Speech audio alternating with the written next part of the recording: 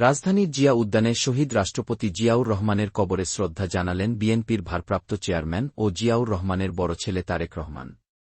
দীর্ঘ ১৯ বছর পর বাবার কবর জিয়ারতের সুযোগ পেলেন তিনি। এ সময় সেখানে এক আবেগঘন পরিস্থিতির সৃষ্টি হয়।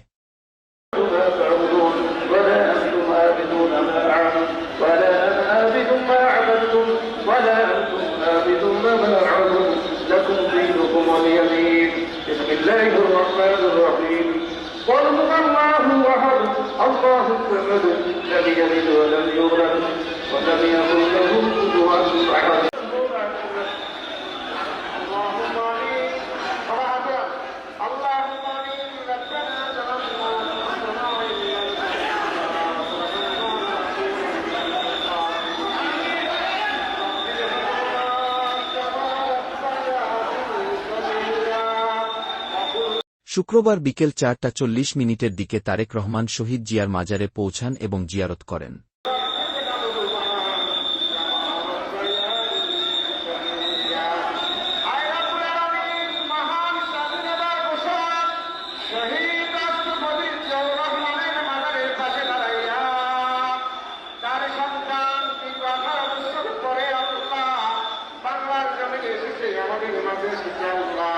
তার সন্তানকে নিয়ে তোমার শাহীদ দরবার হাত উঠাইলাম। রব্বুল আলামিন মেহেরবানি করে আমাদের সকলের হাত পুরা আমাদের ব্রেকিং পেজ এর সাথে থাকার জন্য ধন্যবাদ।